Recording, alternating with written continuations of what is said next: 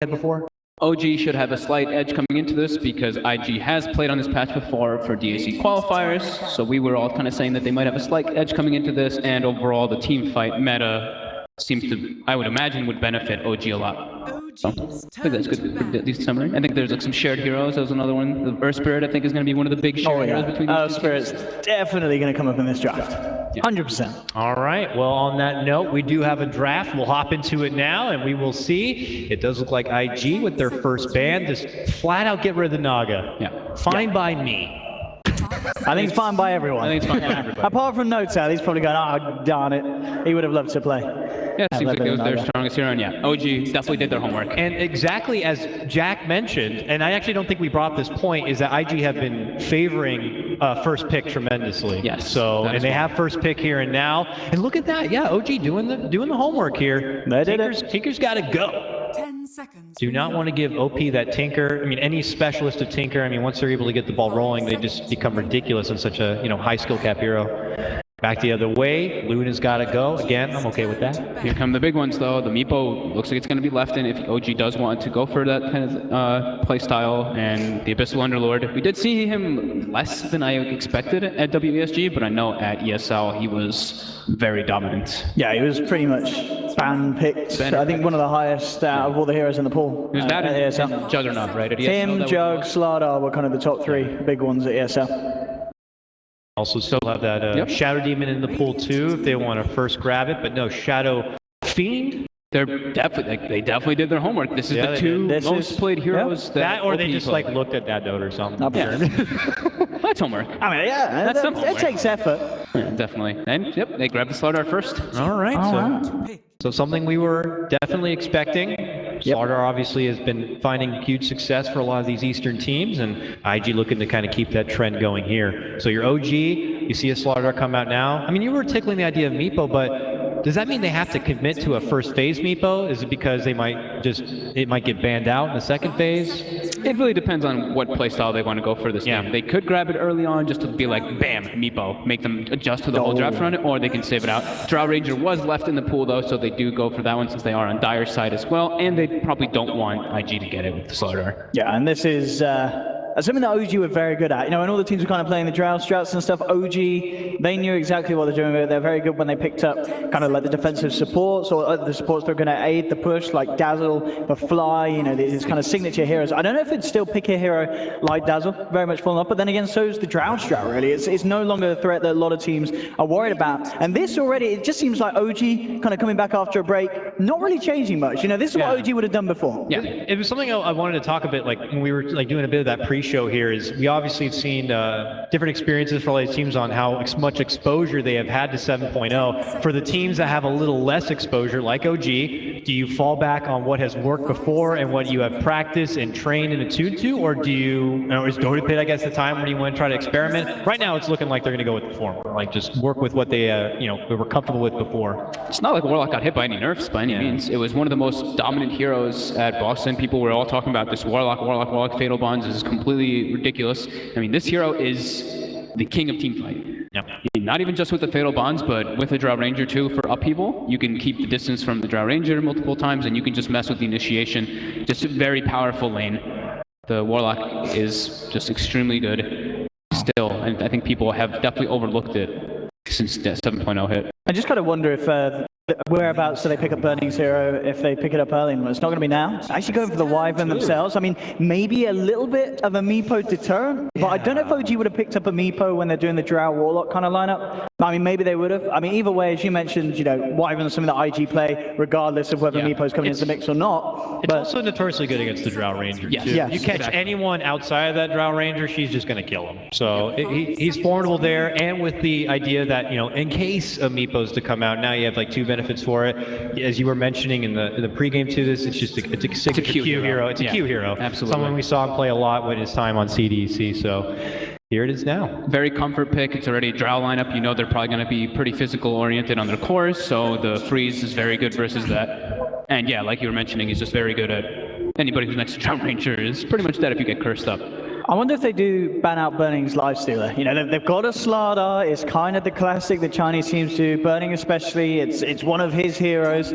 Do they let it slip through? Because I think there's every eventuality that IG will take the Lifestealer as they have Slardar. I think they should probably ban it, yeah. They do have the Slardar, and it's, like you were mentioning, it's Burning's most favorable heroes. I mean, that or the Luna he would have loved as well, but they took it out because they knew OG would have taken it. Yeah. More favorable than the illustrious AM?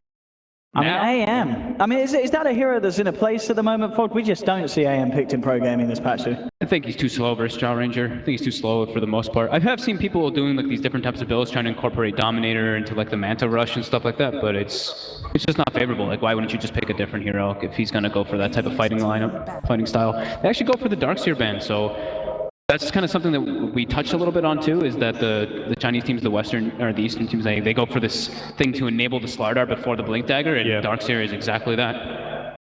Well, they will not have access to that now as it's banned out. Back the way of IG here, and you complement the team fight of Warlock.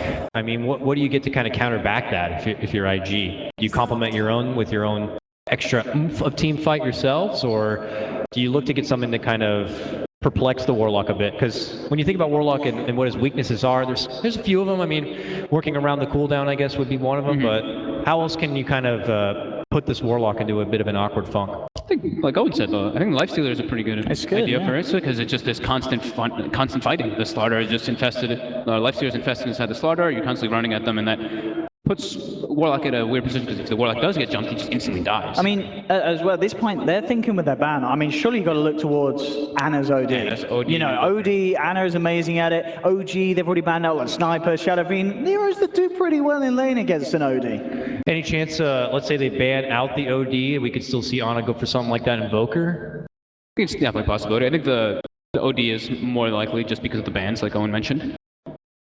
And it gives you mixed damage. It gives you damage through the freeze as well. Oh, they banned the Earth Spirit. I mean, you can't fault them on that. I say it all the time. Jarek is, without question, in my book at least, the best Earth Spirit player on the planet. Him and Crit are unbelievable on that hero. Like, really, really good. So, I mean, but yeah, that does leave the OD out there. I don't know if IG are like, we got something in the back pocket in case this OD does show himself, but yeah, based on those bans, it seems pretty apparent that it's something that OG just might snag up here. They might. I mean, OD, also Morana, another hero that great with the Warlock, and something that kind of works nicely against the Wyvern. You've got a huge amount of magical burst, so you can kill Cold Embrace targets, and also Cold Embrace kind of works as a pseudo setup for the arrow. Exactly. Yeah, I was gonna say the same thing.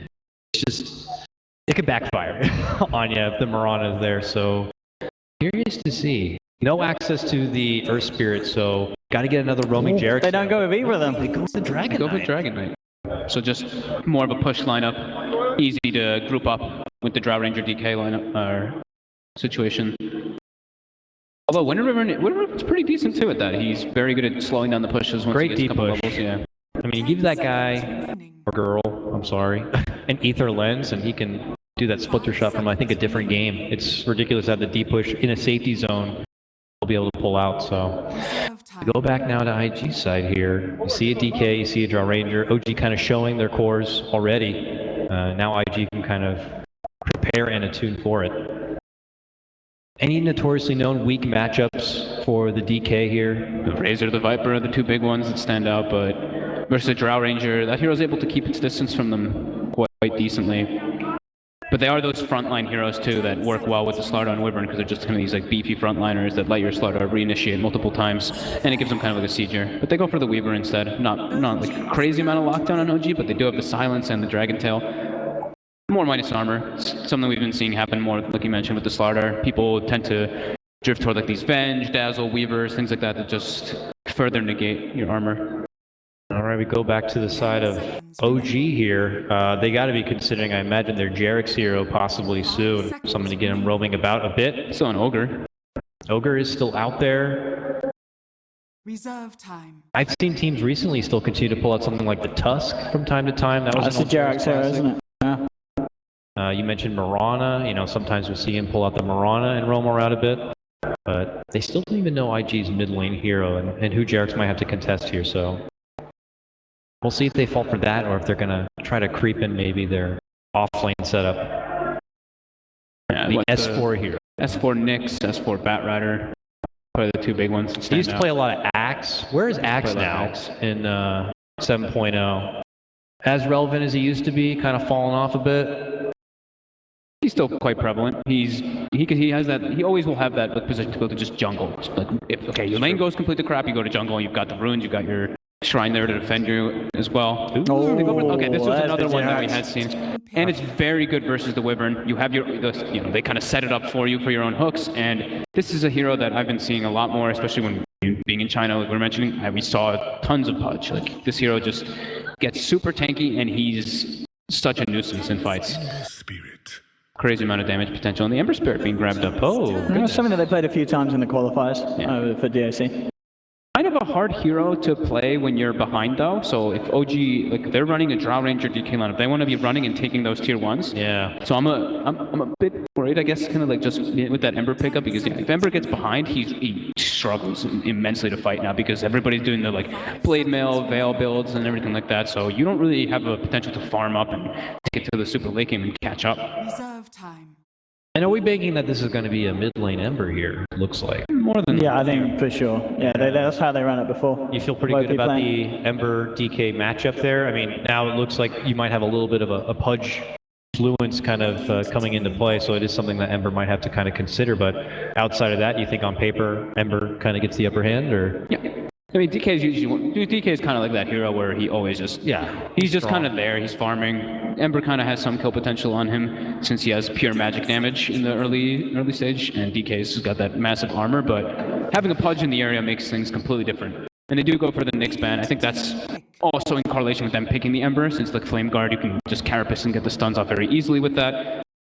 And it's just it's an S4 hero. This is the Space Maker.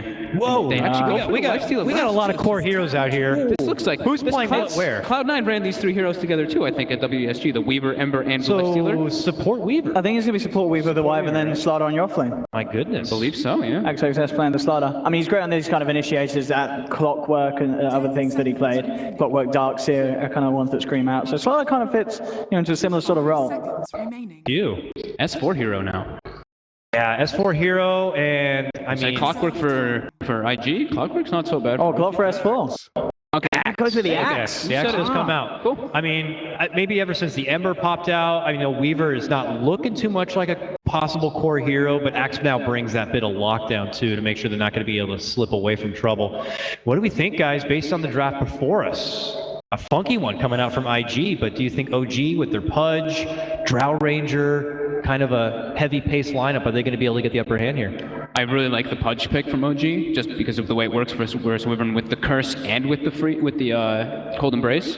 So I'm gonna lean with OG. I think, again, you just can't underestimate Chinese sides with the Slaughter, Weaver, Lifestealer combo. You know, they felt confident. Getting that Lifestealer through as the last pick is one of Burning's classics.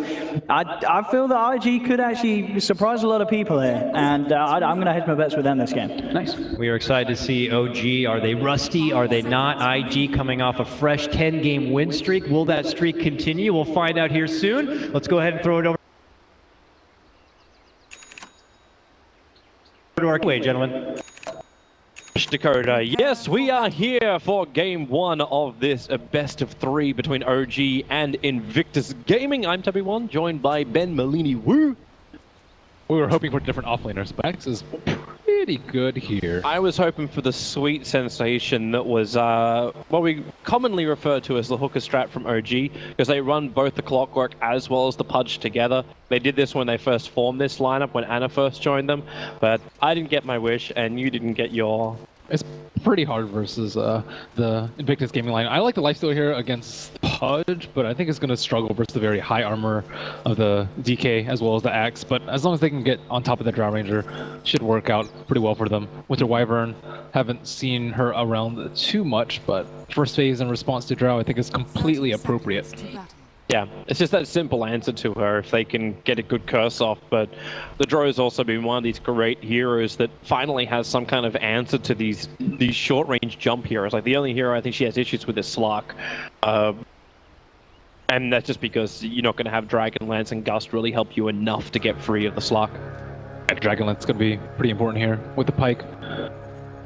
I've seen Drow Rangers try and like kind of get around the Winter Wyvern, Winter's Curse by building like the Ag's Maelstrom even earlier, so you don't have that much agility, so your teammates don't destroy you. The agility is okay though because it gives yourself armor, but yeah, it's always tough playing Drow Ranger versus the Winter Wyvern. This support Weaver is like we're watching some Virtus Pro stuff. He's here to try and find that kill on the courier if it's possible. Just delay up Anna's bottle, and he is rushing directly for that bottle, unlike the Ember who picked up the PMS a little bit earlier on. And Pudge already in position to perhaps start pulling. He sees that there is one range creep, makes it much easier if it's a troll camp or a satyr camp already put in position to hook. This makes the off lane so much easier, and one of the reasons why Pudge is a very popular pick. Missed one. Yeah, I don't... Ooh, wow, that satyr didn't die. That's gonna hold the lane out. At least they know where to Pudge is because of this. Yeah. No, he's not going to rotate into the mid, but this is also the danger zone, right? Like, this means that S4 is going to have the lane push onto the tower. It's easy levels for him, easy farm for him. And it's less coming into your safe laner. It's less coming the way of Lifestealer. Yeah, as well as a support, which we're probably going to have to focus a little bit more on stacking and pulling now. And Jerax has connected the second camp, so there will be 2 satyr camps slain by Pudge and his creeps. Yeah, this is almost 2 easy levels for Pudge. Literally 2 of them coming in a minute and a half. Yeah, and then you can get the next bounty rune, and I think you'd be very close to level 3, if not 3 already, just from that. So good times for him. I was actually worried about that because normally OG I've seen in the past, they try and power level up their Pudge by giving him the safe lane, and they give No-Tail a hero that can play more catch-up, so something like a Naga Siren is something they've gone for in the past. But with the new camp positions and just the Pudge pulls that have been happening recently, just seem to be working a lot better. Weaver, oh, Jirax, nice time to rotate up. Shikuchi's on cooldown for the moment with the hook over in. That is one simple rotation into the first blood in favor of OG. The Weaver Shikuchi didn't try and stay around on top of the Warlock, but Warlock was not scared at all. Pudge made the long trek actually from bottom to top. You'll see a lot of the Pudges hang around for the bounty rune around that time, but now that he's got his levels, time to secure his safe lane. They were beating on No-Tail a little bit and hurting his CS. See also the reason to, like you said before, like at least you know where the Pudge is going to be when he does that hook, but then you're expecting him to be on bottom lane. With the observer ward positioning of IG, they've got it in the bottom lane, and they've got one just sitting close towards this pool area. So they really actually had no idea what was happening. Yeah, none at all. It's a pretty tough place to expect the Pudge at that time. Now, at least for IG, the top 3 in the CS board, Lifestealer, Slaughter, as well as Ember are all getting a lot of CS early on. It's neck and neck, like it's only 2, maybe 3 CS difference between all the cores. Invisibility. IG need to make sure that this Slaughter gets a lot of farm. He's going to be really important. I think he's their main vehicle for the Lifestealer. You can put him inside the Ember Spirit, but I don't think it's as strong as having him in this Slaughter. S4 found an invis room, but there's nothing you can do with it. The bottom lane's pushing in a little bit too far, unless Burning does this. Walks in close. You need a couple of lucky spins to come out here from S4. He only gets 2 of them. And even with Burning taking damage from the tower, it's not enough for a kill. He's out of regen, and he is not close to level 6. So they're either going to have to cold embrace him or Anna go to the Sanctuary. under the tower, he doesn't have stun. He's got 1 bottle charge available. He's trying to get the bug off his back. There's going to be too much negative armor, plus the damage that comes from it. So now, with Shikuchi being triggered, Anna, he doesn't have enough to breathe fire. He's short by 7. Potentially, with the level 2 up, he might have been able to kill off the Weaver. Anna really wants to go to that shrine. Jerax smoked up. Moving down. Waiting for a bounty room maneuver. Jumps up. So Ember Spirit turns on the Flame Guard. He does have Searing Chains available. Doesn't want to commit to the fight. Yeah, I think it would have been pretty risky for him to go for that kill. He didn't know like how high Dragon Knight's HP was. So could have been easily there with a stun afterwards. Oh, this from S4. He actually locked his boots, so he doesn't complete up his Tranquil boots while he's still farming the camp. He has everything transferred over and then unlocks. All little things. Efficiency. Efficiency indeed. Ember Spirit. I don't see the 3 points in Searing Chains too often. More often than not, it's a Flame Guard. But I think you want as much magic damage as you can versus Dragon Knight, and the Flame Guard might not stay alive long enough for him. Well, Fly's been having a decent time as well on his support. Yeah, it's a quiet lane for him. It's great. Weaver's been funding a lot of CS to himself. But it's also this buff up, like the fact that Fly's able to rotate off top lane and they give the entire lane to the Drow Ranger. This is something Slaughter can't really fight without help, and help is in fact now on the way. The Wyvern is returning to the top lane. And it's not just the Wyvern, they're bringing a lot of friends north. But they're also bringing them right over the top of the OG Observer Ward. And this opens up OG, so they understand the movement's coming to the top lane. They TP out Drow, so Notel heads to bottom lane, instantly scattered by the Observer Ward of IG, and Ana is attacking into the mid. This is one of the most important moments in the game. Like when they're trying to gank your Drow Ranger and then you avoid the gank and then you get a lot of tower damage in the side lanes. Like if he doesn't TP, it could just be slow down the game by like a good 5 minutes or so because they can't push. They lost a Drow Ranger, no one has precision aura. It's just a very bad time. Ember Spirit, 3 spirits committed, trying to go on the DK, but where's your stun? DK starts his TP out, and Ana is away to safety. There just was no more control once the steering chains was committed. Nice play from Dragon Knight. Sometimes you'll see like a casual belt of strength just for those sort of scenarios where you just need the right amount of HP to survive that gank, but he did it without, despite OP going for back steering chains. A small little problem for the Winter Wyvern. S4's moving over, but Dirac not really looking to fight just yet. The Drow Range is just cracked, or actually is just shy of cracking her level 6. So one more creep has to die in her presence. Dire's top tower is under And they're trying to sack her while they get a little bit more farm of the axe, and he can get his blink dagger. Yeah, there's that 6 up now. But this is really good for IG. Almost finished up that tier 1 tower on top. And Fly doesn't really want to force a fight this early on. He doesn't have his level 6 yet, so with no Chaotic offering, it's still not the greatest time for OG to fight, but IG, this is terrific for them. Farm coming into the Slaughter. A Slaughter who's not going to be delayed on his blink dagger. Yeah, he has a lot of farm. I think he might even get his a little bit faster than S4's at this rate. Well, this is the reason too why the Chinese have so much success on the Slaughter. They always find that farm priority for him early on. Yeah, Slaughter's fairly useless without a blink at like 10-15 as you go on further into the game. Jirax is watching Burning Farm. He'll actually miss the hook, even with the Observer Ward down. Unable to hit the target. He has to be careful. Like later on in the fights, you don't really want to hook Lifestealer. It's an easy way for him to get in if he has his rage up. Doesn't even need to use any cooldowns at the start. Seems easy though if Jirax can get it, and then you get the gust just like that from Notel. Trying to hit the combination. Radiant's bottom tower. They have is Cold under Embrace attack. too. I don't know. That's not the easiest kill at all. He actually doesn't have that much armor though. He opted for the other pieces of the armlet first, not the Helm of Iron Will, so he doesn't have that +5 armor. So perhaps. Robert was thinking about going over the river, realizing with the Pudge standing guard, it's not really worth it. I wonder if Jirax means to have his Tranquil Boots still in his backpack. This happens probably more often than you think. It's not like he's hitting creeps right now, so he's not really getting... Okay, he knows. He knows what's up. Oh. It kind of makes sense though, like yeah, if you're hitting creeps, you just switch it to your stash, right? Like that shouldn't put it on cooldown. Mm-hmm. Axe jump rolls, you'll see that very often. Like S4's kind of doing it right now, as he's waiting for it to come off.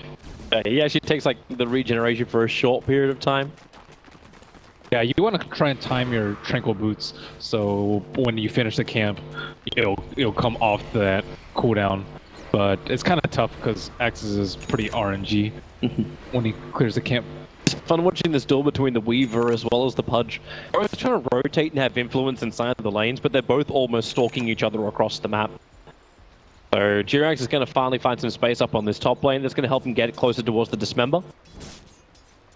And with that lockdown, OG's gank potential is a lot scarier. But it also feels like Ana is baiting in the mid. Yeah, both heroes are about to hit their level 6. Spirit jump, double TP's coming in, so Ana starts with the stun. Remember, he's still got those couple of one charges up his sleeve, but back out. Notel actually TP's in for this too. The Ember Spirit, and he's got that defensive spirit now up. S4 was trying to pick up his Blink Dagger. He was a little bit too far behind for that fight. So looks like Slaughter also has his Blink Dagger right before 10 minutes time. There is an Observer Ward behind the tower that will scout out Slaughter's Blink Dagger. So that will come as no surprise to OG. And OG still have the element of surprise with axes up his sleeve. There's the Blink Crush over on the DK. Got a lot of one charges up his sleeve. Fly, he has the Chaotic Offering. He wants to try and fight this in S4. He's coming in with a Blink Dagger and double damage runes. So burning, starts the attack onto the Dragon Knight. Jirak still waiting. Now the Blink Crush forward, hits the Drow Ranger, and then a big scurry away for XXS. Back over to the Radiant side of the river. So everybody from either side have been brought in. OG have the one small advantage. They can trigger off the Shrine. IG already triggered theirs before that fight began. So they're going to come back in and try and force this building down. I definitely want to fight with the Chaotic Offering right now. And it's a fairly high level. S4, nice, blink, fall, and with the gust as well. Ember Spirit won't take any more damage thanks to Cold Embrace. They drop down the Golem, connect him up with the Fatal Bonds, hook back in from Jirak. Doesn't have his Dismember available. He still don't have level 6 on that punch, but it won't matter. Now he'll have it, or actually just shy of it. The kill of the Winter Wyvern wasn't enough, but the Life Stealer, the stun, the gust, perfect on the Slaughter, even called back in. He couldn't get the crush off. That could have been life-saving. He'll get it off, but Axel still have the spin. Bobo thinking about coming back into the fight, but it won't happen. Lifestealer was able to punch his ticket to freedom thanks to Infest. But that's a tier 1 tower, and what was that, a straight trade-off? They don't have enough levels on the Winter Wyvern. He's only level 5 right now. He needs to be kind of on par with the Warlock so they can turn around with the Winter's Curse. But he tanked the hook so that Ember Spirit didn't get hooked. That was actually pretty close by Jirak trying to nail him as he was remnanting away.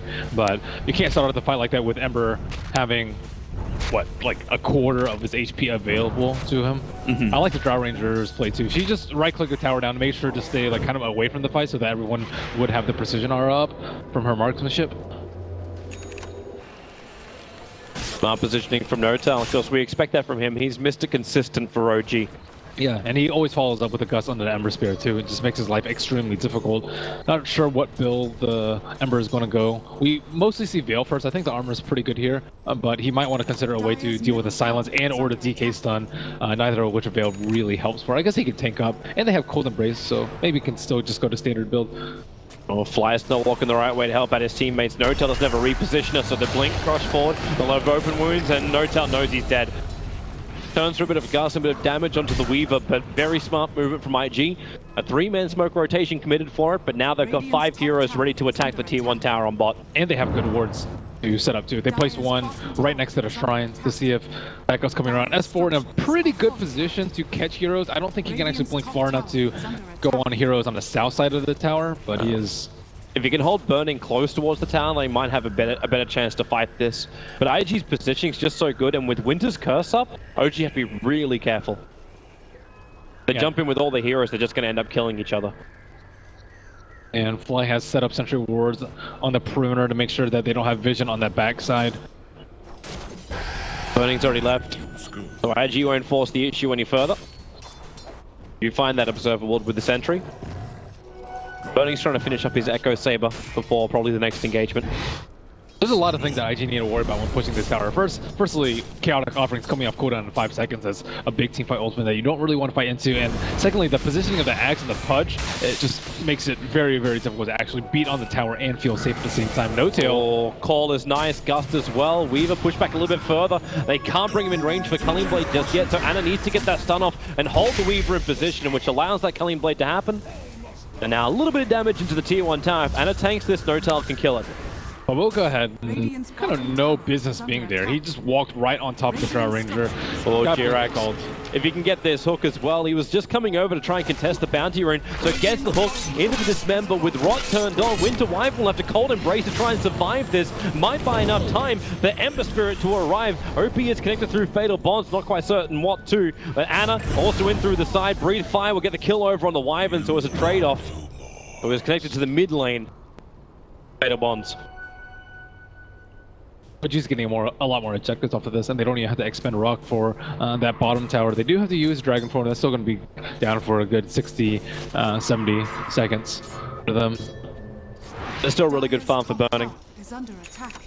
So that Echo Saber we're talking about is now completed. So 14-15 minutes in, get the casual Blightstone and Armlet and Echo Saber with Phase Brute. So that's a lot of maneuverability plus the initiation combo with Slaughter. I think the amount of farm on those two is compounded by the problem that Drow actually does not have that much farm. She really needs a pike so she can just push herself away from when Lifestealer jumps on her, or they're going to have to rely on other external factors like Warlock, Chaotic Offering, or a Blink Axe Call, which you might not necessarily want to use onto the Drow Ranger that early into the fight. You want her to be self-sufficient. Crush, and that's one very dead fly. S4 actually blinked in to get the cold dragging Lifestealer close to the tier 2 tower, but he's got friends in the form of the Ember Spirit and OG. They not only lose their Warlock, they lose their Axe and their tier 1 tower as well. Lifestealer and Slaughter are at work. It's a ruthless combination. There's a reason why the Chinese have such a high win rate when they run this 3-position Slaughter. Talk about important moments in the game, but 15 minutes in, you're able to take big initiations on tankier cores.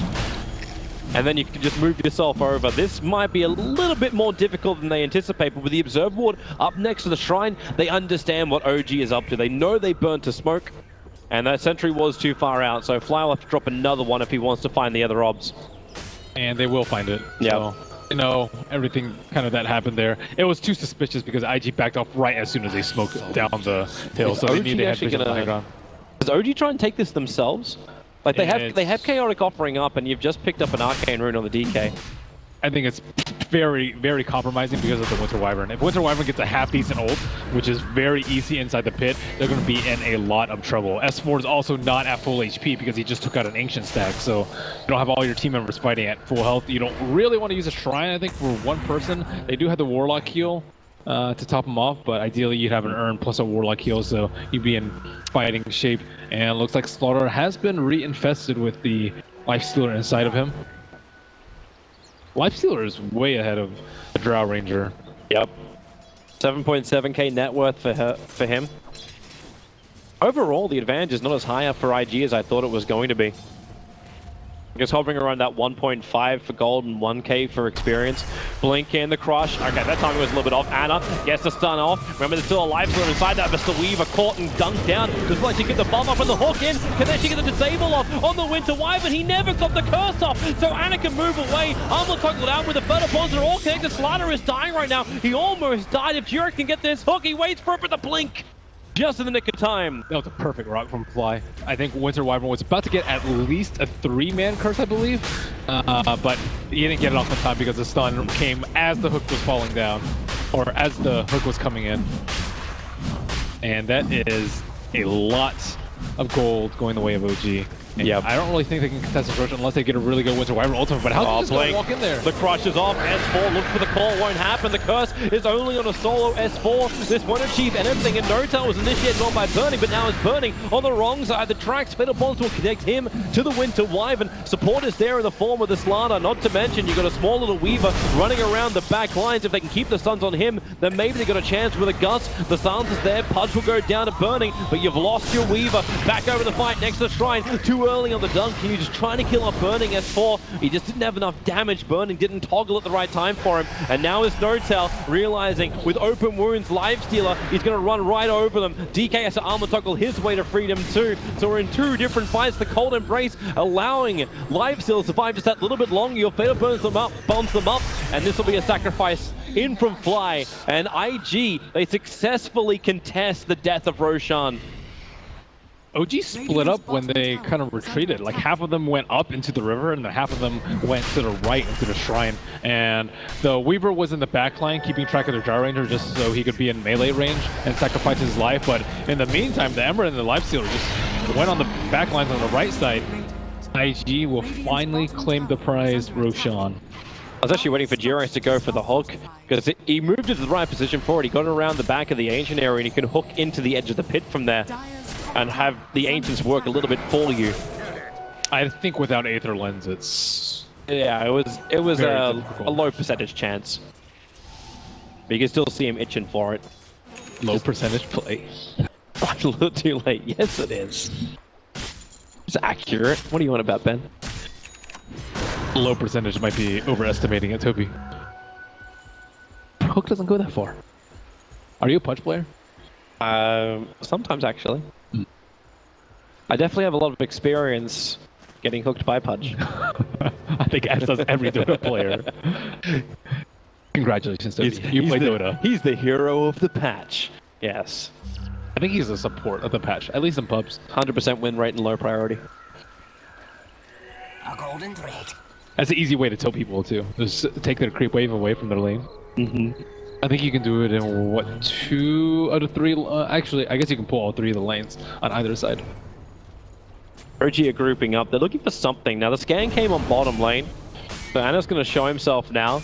So IG already thinking that OG were planning something here. Now, with the Slaughter, it looks too juicy to go in on the DK. Way too juicy. And Anna needs another 30 gold, and then he's got his own Blink Dagger. So there's that stun initiation comes from Anna, or at least his ability to keep up with the axe. It's hard to blink initiate, though, because of the Winter Wyvern. Winter Wyvern with the Cold Embrace just kind of stops everything in their Is he tracks. going for it? Ooh, That's okay. Just in the night. You need an Observer Ward over there. That would make things a lot better. Q maybe gonna drop it over here, but... Where are all their obs? Like, they put one defensive one inside their jungle, but every other obs for IG is timed out. And OG have been very defensive with their wards. Up on the hillsides, around their own shrines near Roshan, and one deeper in their jungle, which times out in a second. Or 5. I don't think they want to fight. The shrine's up, which makes the fight a whole lot more difficult for them. OG is also really close to finishing up a Hurricane Pike, and having that maneuverability on the Drow Ranger, forcing something before you've got that is maybe not the greatest idea. I think that's the most important item on the side of OG. They need to keep the Drow Ranger alive. She needs to scale as well as the Lifestealer is going to steal in this game. Scale. Whoops. S4 Blade Mail called, but didn't Dire's blink. bottom tower is under attack. So, missed initiation timing he was hoping for over on the axe. Jirax, quick hook into the gust, doesn't get the silence over on burning, which was the desired effect. Denial of the tower, Dire's perfect from bottom No Tail. tower has been denied. Great timing from him. That should almost be his Hurricane Pike too. They don't really want to fight into the Aegis of the Lifestealer unless it's in a really well fortified position. I think the T2 is actually worse to defend than the T1 because the T1 they have the high ground ward and they have the shrine available to them. The T2, the shrine is kind of just not really an option, and you're retreating onto the low ground if you have to back off from the fight. I like the Blade Mail build. Armor is really key here, so he can survive the burst, and hopefully Ember Spirit won't have to get Cold Embraced by the Winter Wyvern. You don't really want to reveal your position that early as a Winter Wyvern in the fight. You want to set up for that perfect Winter's Curse. I don't even know who you curse here. Pretty tough. Oh, Slala's on the hunt. You're going to go around the back. Yeah, the Weaver's going to die, but... They don't have Observer Wards, like, Radiant's he's top going to tower jump. is under The Dragon Knight has a blink. Well, they see him now. They blink him in, but Fly's still in the neighborhood, so he'll drop down the rock, starts with Fetter Bonds, Anna out of Dragon form, and then quickly speed himself away, and with a double gust from No Tail. Remember, they're all still connected. Axe will get the call off. Support's coming in. The gunk was a little bit too early, so Burning protected by the Cold Embrace, but he's got no other teammates with him. So now you're able to get Aegis the Immortal up, or burnt, called in, and then just a quick maneuver down the mid lane with the Dragon form up. Okay, maybe not that quick. Jirax dropping down a little bit low, but thanks to Ghost Scepter, he can protect himself. OG's showing a tremendous amount of discipline. Like, notice how they only kind of show with the Dragon Knight. They want him to go on Dragon Knight, but they didn't really fight last time. But they know that that's the easiest way for them to fight. Go on the Dragon Knight, counter initiate. He even had a haste in the bottle, so he was not really close to dying at all. And a call will catch out another hero. It's Weaver once again. Yeah. IG just got really impatient going on the DK there. If they had a Reservoir Ward, they could have just went onto the Warlock, but I think the warding from the Radiant side has just been rather lackluster this game. GRX almost gets a dismember onto the Ember Spirit. I'm wondering if that's also the impatience of the failed gank on bottom lane. You went down there, you're looking for a kill, and then you rotate over towards the mid, and it's like, it's another infest I'm committing to make this work. Like, you really need to find a kill from this. On top of the invest, it's just a lot of time. He's not able to get on top of net worth. Like, he's just 2,000 ahead. He was 2,000 ahead before, but it's when you're in the slight lead with the Aegis, you're supposed to be able to increase that gap even further. And that's before she had the Pike. Now with the Pike, we actually see a Ghost Scepter next on the quick buy for the Drow Ranger. Pretty important. There's two ways to go about it. One is force after your teammate, or one is build armor / physical mitigation in terms of Ghost Scepter or I guess you see AC occasionally, not really on Dry Ranger, but other heroes if they do want to tank the Infest Bomb. Is it still worthwhile also finishing up the full Ether Blade? I definitely think so. Then you can actually save your Warlock potentially. And it's a lot of agility on the Ethereal Blade. I think that's one of the most underrated parts about the Ethereal Blade. It's how much agility it gives. Like Dry Ranger's never going to shrug off agility. Nope. Right now she's already giving plus 60 damage to all the range heroes on the field. And that includes the Warlock. And Fly's trying to build himself up for the later portion of the game. 15 experience gain. Confidence in his teammates so they can have some really good fights together. The thing about him is like 6 all stats doesn't matter. It's 6 all stats is what, a little over 100 HP. That's not going to save him from death. The mana not really too useful. 6% attack speed and 1 armor is not that useful. And they do have a scan. It does hit. Ember Spirit is out. He didn't pop any smokes on his way out with the Remnant, but they definitely know what's going on there with the smoke just southwest of that bottom rune spot. It's actually kind of crazy how hard the DK hits. I was just doing the math then. Yeah, he hits really hard. He's got the Draw Range Aura, which is giving him 62, and he's got already the plus 40 in his talent tree.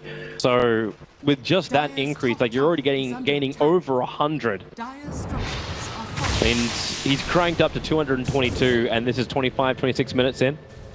And that's before he toggles on his armlet.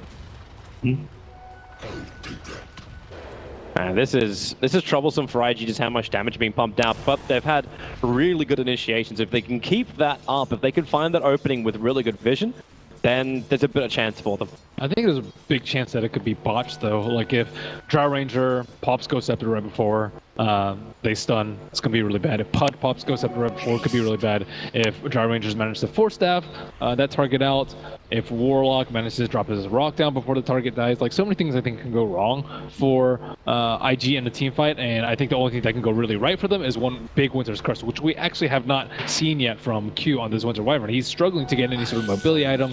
Generally you want like Blink, Glimmer Cape, I would say, is kind of the core items for Winter Wyvern. Occasionally you'll see Aether Lens, but I think Blink is much better personally. But he needs the space to get that. Like with Splinter Blast, normally you can find a lot of farm. It's because he tanked too many hooks in the early game, so he died in a couple of those team fights and he hasn't been able to survive. Surviving is the best way to accrue gold on a support. But this Wyvern's not really getting that. So Wyvern needs a little bit more space. And the Ember Spirit's still building in, so he's going for a Maelstrom. But normally with the spellcasters, we've been seeing them going more Radiance kind of style. I think they just want something now. Radiance is, I think, definitely better if you can get to 50-55 minutes into the game, but I think that there's going to come this point where OG come bursting down with their BKBs and their big mid-game items and try and take Roche and bully down all these two towers and then the Shrine, and Ember wants to be prepared for that moment. Doesn't it mess you up a little bit though? Because then you got both Blade Mail as well as Maelstrom. Like, I suppose you can finish the Maelstrom into a Mjolnir. What's wrong with having Blade Mail and Maelstrom? Just because your item slots are going to get a little bit clogged up. It synergizes really well with his talents, first of all. You get the cooldown reduction and you get the spell amp. We're very good on both of those. And on top of that, you have the BOTs, so you're much less cramped for space than other heroes. He still has one spot left even after that. Still has bottle for like Octarine, and then upgrade the Maelstrom to Mjolnir. So he still has a lot of room to grow before he even considers running out of slots. And on top of that, they give the Aegis to Burning generally, so he's not going to need that 6th slot for that. I'm just more concerned about like the Ghost Scepters. The Ghost Scepters are going to be pretty disruptive in the team fights, as well as the Hurricane Pike. So I think Radiance would have been better for them in the team fights, but not of course, if they fight in the next 5 minutes when he wouldn't have the Radiance to begin with. And then it's up to IG to try and hold off before the fight. Right now they're keeping the pressure on top lane by just combining the Weaver as well as the Wyvern together, forcing into the tier 2 tower. Like, you throw out bugs galore. Keeps the creep wave at bay, then Splinter Blast as well. OG always on the defense. And OG actually farming inside their own jungle, so not even able to utilize the lanes at the moment. Gives a lot more space to the Ember, who is by far the top net worth. He's up there by about 2k. Yeah, 1.5k. And number 2 and 3 on net worth are the Lifestealer and the Dragon Knight, both competing to carry that AC as soon as possible. Lifestealer has won that war, picking up his AC just about 30 seconds ago, and DK is very close to his. So a lot of these minus armor and plus armor canceling each other out. Oh, fresh force stuff up. Top Maybe lane, blink, call, blade mail. Weaver should still have more than enough time to time lapse out. But there's no one else coming from IG, so S4 initiates. Thanks to IG's nice ward inside the Dire jungle, they can see Jirax moving over, and Jirax gonna feel pretty comfortable. Like, that sentry ward's only just out of range of the obs. So they're not gonna feel watched in that area. Yeah, he's gonna feel pretty good about that. Pretty good in that area at least. So Infest inside the slaughter. I want to make use of this AC. Roshan is right about to respawn about the 10-minute mark, but both teams, neither teams do. Oh, it spawned. No, I'm surprised there's no HUD in this game. I guess it's not that surprising given the heroes, but I can't remember the last game I've seen without a helmet dominator on either side. Well, the Axe is going for an Octarine instead of the Dominator. Didn't even get that from him. Or, sorry, for the pipe or anything like that. I like the cooldown reduction for sure. Cool. That's the blind blink. So Roshan gonna be up Yep. now. Oh, it's been up, but both teams, it's probably about the time at least get wind of Roshan being up, trying to get that gank with the Infest. There are no easy targets, and IG still with a lack of good vision onto the Dire side of the map. They had that one ward close to the top bounty room, but that's really not going to see anyone. OG would much rather be closer to the Roshan area than up in that area. I guess maybe they might take the T1, but that's kind of unnecessary at this point. Just use precision armor to push out the lanes. Onotel already tried that 60 seconds ago. But for now, IG seem like they're the ones to at least start the fight. If OG can't keep dodging this and being put in bad position. So Roshan gets pinged out once again. That's the Dire scanning on top of Roshan, probably hoping that someone's going to walk through the pit, and yeah, it just pinged off. I understand that someone's gone inside the pit, but it's already too late. With all that amplification, all the damage on the Roshan, the hook will fly in, but it's too late. Burning as the Aegis the Immortal, and the damage is done. They thought they were clear with that green scan because the Lifestealer and the Slaughter blinked inside, so they didn't actually trigger the scan. They came through the back end. But this is great for IG now. Now they actually have a license to fight. They still have to be careful, even with an Aegis the Immortal. It won't help you if you get caught out by Warlock's Golem. That rock drops right on top of you, then yeah, you're gonna lose your entire team, and the Aegis is just more of like that extra thing at the end. Yeah, that OG just have to kill off. That's exactly what happened last time. They needed to be able to kill the supports on the side of OG. Pudge is also very good at locking down a Lifestealer during the rage and keeping him from being a big threat in the team fights. Oh, they get the gust off. Anna finds the Ember Spirit. They hook him back into this member. Plus the call. Ember Spirit, there goes your rock. Stunning over the Slaughter. The cold arrow will connect, which slows him up enough, which maybe S4 can catch him. But then the curse, it only catches the Dragonite. Another gust. So you can say goodbye to the Slaughter. Jirax will miss his hook. And that's because the Weaver running back past the tier 2 tower up into the corner. No one is nearby with a stun. They'll be able to cancel off that TP, but the Ember Spirit and the Slaughter, they're the casualties. You keep the Aegis up. It looks like Ember was like not in that great of a position there, but he felt pretty safe because it's kind of where they had control of earlier. That's where their earlier ward was, but mostly it's because the Winter Wyvern doesn't have any items. He wasn't able to save him from getting Blink Stun into Hook, into Dismember, which is how he died. Jirax turns around and he's burning. He's out there. He holds him. Burning. Okay, look at all the life coming back in. But S4, he'll get the call off. This allows Notel more time to attack, but not when Wyvern gives the cold embrace. They have to go for another gust. Don't let him back inside that rage. Still on cooldown for 2 more seconds. With the hook down, they have enough damage. They'll burn the Aegis Immortal.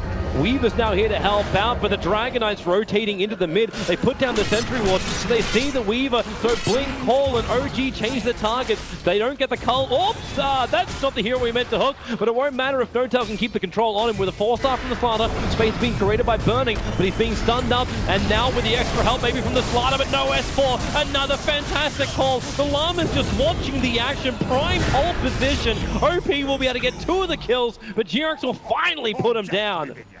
OG with 3 heroes up, all on low life. The Slaughter would love a crack at this. He's got the 4-star and Blink Dagger available. So Blink, amplification up, but he's got no other friends, or does he? The curse is out. Anna will turn around and actually end Jirax's spree. And we go once again, looking for the crush. Blink off cooldown right now.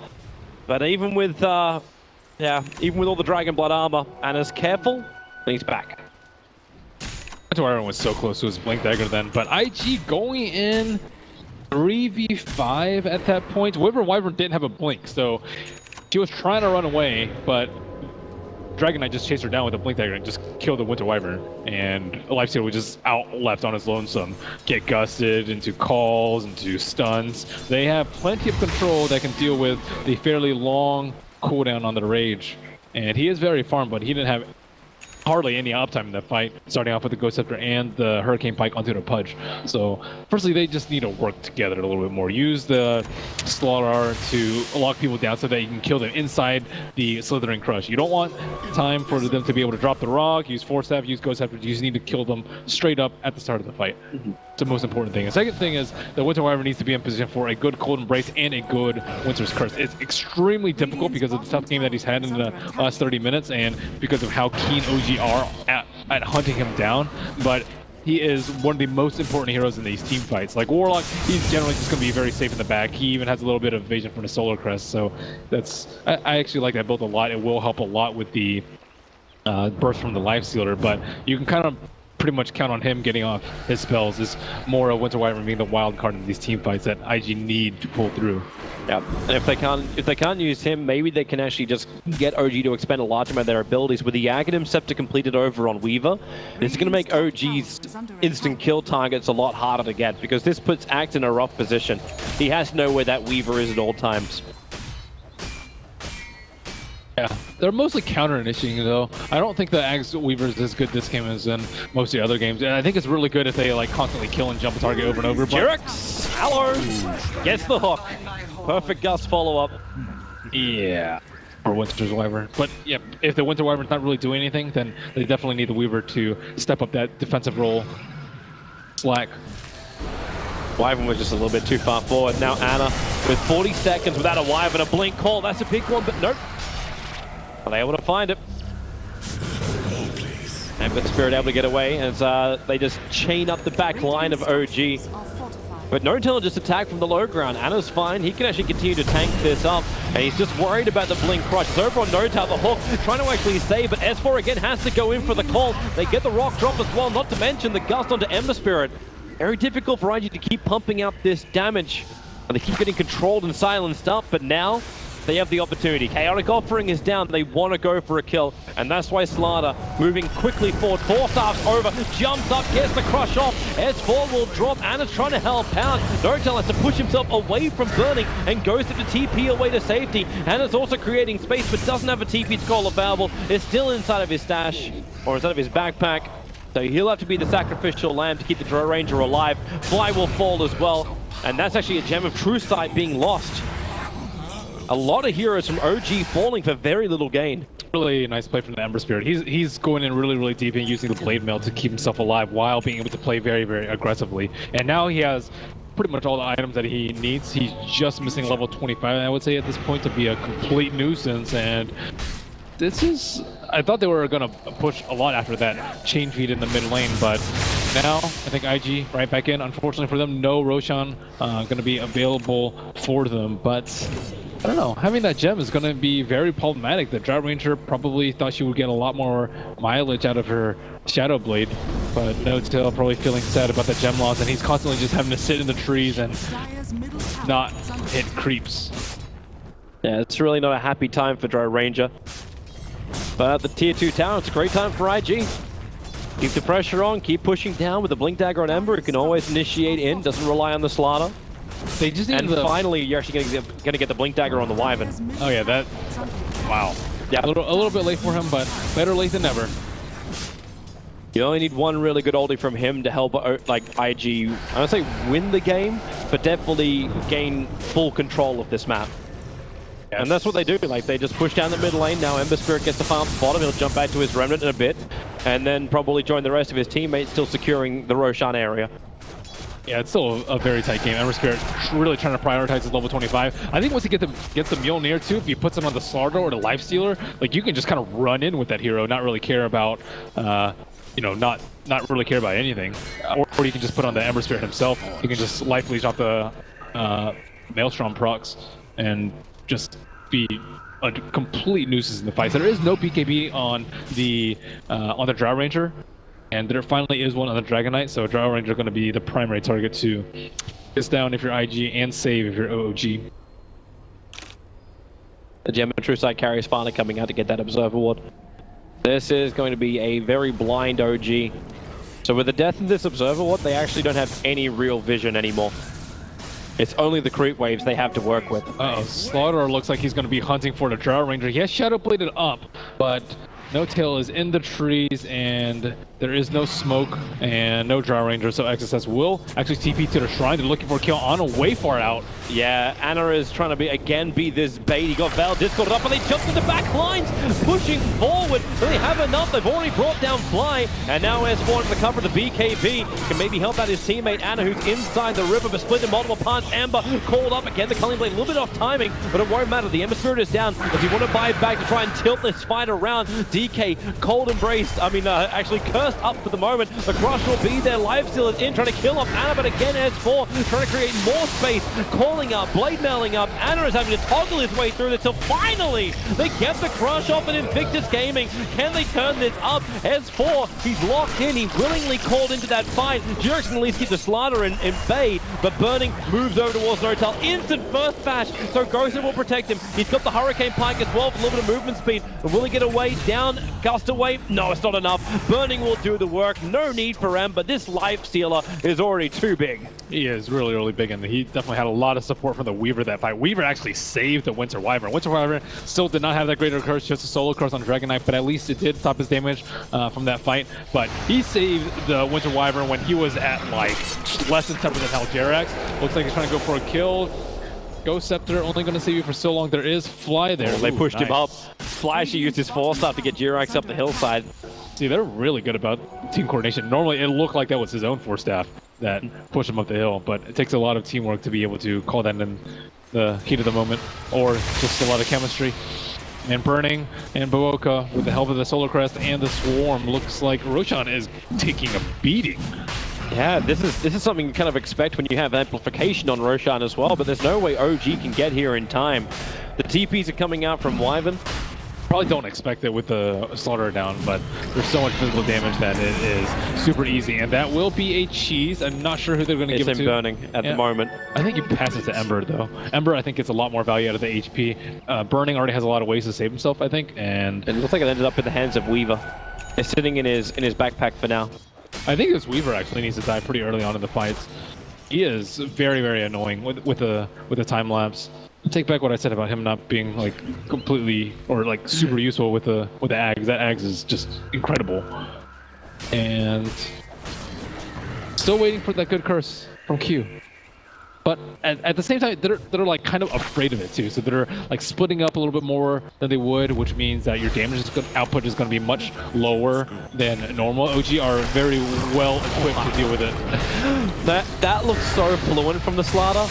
He forced up and then blinked, and it looked like he was never actually in the position at the end of the forced up. That is smooth, fast, and really difficult to react to by OG. And they found another target. They found Pudge outside the base. The Ghosts will wear off in just a second.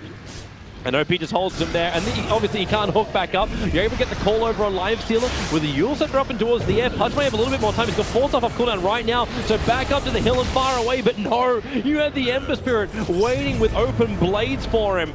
So the buyback comes in from Anna. Adds an expensive one for OG. They really didn't want to have to do that onto their DK. And IG are happy with this. They back out, they get control of the map. And it looks like they actually want Axe to be probably the secondary or damage dealer, I would say, from OG, because Drow Ranger is constantly dying in these fights, so they need someone else to actually take down these really beefy heroes. So Axe, he picked up the damage talent at level 15. It's a lot of damage. 75 damage is a ton. And he's also going for a Ox Rain Blade Mail build. You'll see that very, very often, but on top of that, the Maelstrom build. A lot of attack speed to synergize with that plus damage, and you're almost always going to be getting hit with Axe because of the Berserker's Call. And then with a 7.5 second cooldown on that, he can actually get that to proc a lot in the team fights. But it's still a long way from that, and they still have to weather the storm from the Ember, who has hit his peak. He's level 25. It looks like he's going for what, a Lotus, or if it's his last choice. Let's unusual, but it is good to dispel the silence. I would say reflect the DK stun, although a lot of the time DK does have his BKB on. Reflective Dismember. That's kind of odd as just going for like more stats, more control, or whatever. There's so many options you can go for with it. Yeah, usually you'll see Radiance, I would say, is probably the most common 6 slot that you'll see instead of the Lotus Orb. But I've seen some other ones. I've seen Lincolns, I've seen Scythes, I've seen, I think it's mostly, I think I've seen someone try and go for like a more crit build. No Tail in a lot of trouble. Yeah, he doesn't have an easy way out of this one. He's still got his E-Blade available if he wants to use it. But instead it's just a quick push and TP away to safety. That's really scary when your Torrent just drops that low to an Ember Spirit who didn't even have any reveal. Slaughter's on the hunt. Observer and Sentry, and he was running over that with a Shadow Blade, so OG are very aware of where this Slaughter is moving. But of course, when you bring in the Gem Carrier of the Weaver, you gotta lose one of those Observer and Sentry combos already. Burning's really scary. He has so much HP. He has 3470 HP. He went health at level 15 and stats at level 10, so he actually went full defensive. And that's a very dead Ana. yeah. No TPs. He is stuck there and dead for a rather long time. 95 seconds without a Dragon Knight. This almost seems like an impossible defense for OG. Especially with the Aegis still in hand for the Lifestealer. It's up for 1 more minute. That might have been one of the ways to do it. That hook onto the Wyvern, bring him down before this fight even begins. I don't really know what the game plan is for OG here. How do you actually start this fight? I guess kill Ember is probably the best way, but even he has buyback and Remnant back into the fight, so he might not be the best target for them to kill. They should jump S4, able to get that call off. The Ember Spirit trying to keep on top of the Drow Ranger. The hook will pull S4 back to safety, and OP's in rather deep. Jumps himself a little bit further away thanks to the defensive spirit. And that's just going to be it, man. It's going to be Eul Scepter into a nice hook. It's an easy setup with the Eul Scepter as well, but Burning able to range in time, and now the call. It's a 3-man 1-up from S4 with the rocks, the Bella Bonds. The curse is out. It's on the Drow Ranger, but no one's there to attack it. Jirak keeping the life stealing under control. S4, he doesn't actually have his Culling Blade, but he needs the extra spins. They'll burn through the Aegis to the Immortal, and now it's buyback time. Out for No Tail. They still don't have Ana available. A quick hook. It doesn't pull Burning back far enough. Durax needs to be that proper initiation. Shadow Blade from Slaughter waits for his time to strike one. Okay, maybe not. He just runs back away. They try and reset the front line. As Boba right on top of the Drow Ranger. A quick cock, it actually hits the target. They don't see him, however, and then the Blink Crush. This could be it. If they lose the Drow Ranger right now, OG just won't have the damage, so they push, and they push some more, all the way back to base, but no, the blast and the burn is enough to do the work. The Drow is down for 102 seconds. Ana will respawn with Dragon Form available. You'll only want to fight if IG go for more, and it looks like they're doing exactly that, straight to the mid lane. That's a 5-second searing change for you right there. Hook. Burning. Where's that control? He Lotus also. Jirak can't go for the Dismember. They have to go there, they have to force up out, but they both get double crushed out. And Ana can puzzle his way through this, or can he? The Ember Spirit with the lightning shit up. They don't even want to attack him. He's doing so much magical. Even Q on the backlines on the fly. Jirak's able to bring down the Weaver. But this looks a very sticky situation for OG. Still no Drow Ranger for a full minute. They do have the Axe backup. Axe is a significant source of the damage, so actually maybe they can do something. Ember here. stunned up. They bring down the Ember. 98 seconds. Jirax forward. Dismembers off cooldown in 1 second time. So they get one. The crush is nice, but Jirax moving over towards the Lifestealer, holding Burning in position with a Breathe Fire. Another Culling Blade. They will lose their melee racks, but IG lose everybody to actually secure it. Yeah, the Drow Ranger is actually not that important right now, so I think that they got way too excited about just one of their heroes being down. I think they really have to respect the Dragon Knight and the Axe in this situation. They did have a really long time. I think OG did a fantastic job of stalling for as long as they could to try and hope for the Dragon Knight to respawn during that fight. But at the end of the day, it's 2 melee racks, 1 range racks down for OG. Definitely not insurmountable for them, and this seems to be the perfect time for them to push at least a buyback. But they don't have any of their tower hitters. Ana is back trying to buy some TP scrolls. Bringing in more. With the TP in from S4, he's got those boots of travel now. Actually going for the double boots, 1 for each foot. Radiant structures are falling. And they just have to keep the pressure on. So you get Lifestealer to buy back. There's a fresh Lotus Orb picked up by the Weaver. And Jirax, here you go again, loves to do this with just that Yules into a quick hook. You've got that Lotus Orb, so Pudge can't keep any kind of dismember going. And then the Winter's Curse is over on the Dragonite. S4 doesn't really do a hell of a lot of damage. Another hook missing from Jirax. Anna is so low, he's going to get this bug off him. Able to do so now, he can actually armor toggle his way through and fly. Drops a rock with a Fatal Bonds. Winter Wyvern. Anna just blinked himself back in again. Weaver's in the middle of this fight too. He doesn't actually have his ultimate to use, so Anna trying to man fight him through. Weaver actually not actually doing it. It's Lifestealer with that quick bash over, and then Throw Ranger. OG, they try to force the issue, and with all the buybacks from IG, they actually defend the OG push. Oh my God. And now there's so many heroes down for OG for so long. What a value shrine usage from them. They were like dropping HP during the shrine use, so OG were dumping everything during that 5 seconds, but that shrine just pretty much just gave them 2 lives at that fight, and I think only Winter Wyvern took a spill at the end of the day, forced to use his buyback, but he's right back in the fight. And now limited amount of buybacks available for OG, only 1 more left on the Warlock of all heroes. You don't want burning. He's got 3.6k life and 49 armor. His last talent point, he actually got the plus 15 armor in. All the Axe is going to be pretty useful for keeping him off the Rex, so at least that's what Jirax's mentality is. He still has a cheese on the Oh, Blink Crush. It's great if you're alive, but nope, he is dead. Luckily, immortality is going to just be purchased in this game. But only once for now. Jirax again looking for that hook, able to find his target over on the Slaughter with a Dismember. Flies in the neighborhood, wants to try and Fatal Bonds up a couple of another hook in from Jirax. He just keeps pulling him off. But Anna having to wait. This hook's going to miss this time around. But they don't really care, IG. They just keep the pressure on. Another hook, a quick sleight of fist, able to dodge it. Forced up down, hook gonna miss on the Slaughter. 1 measly range Rex left. That's at 758 HP. That is all that stands in between IG and Mega Creeps. Whoops. Not showing that one again. So Lifestealer is going to be the main target for them. On top of that, they have to control the Weaver at the same time. How? He just bought a Blink Dagger. He's now got even more maneuverability on this Weaver. I mean, how else do you deal with the Axe time lapse? You can't burst the hero down like Lifestealer. You have to kill him before the rage. Well, the only other choice was to have Anna do what he did, which was to blink into the back lines. And if you do that, then you then put your DK on the chopping block. Yep.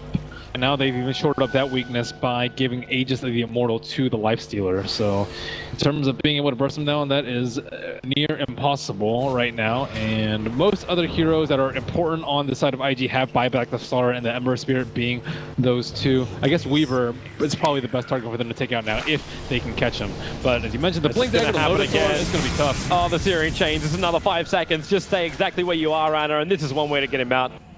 Hook your Dragon Knight away to safety. There were a lot of creeps there. I'm surprised he got him with that chains. Remember that range ranks is all that stands between OG and, well, Megas. That's not really the end of the game. One team fight is all that really stands, like, lost between OG and having to go into the second game of this series, 1 game down to IG. But IG are definitely looking sharp with this lineup.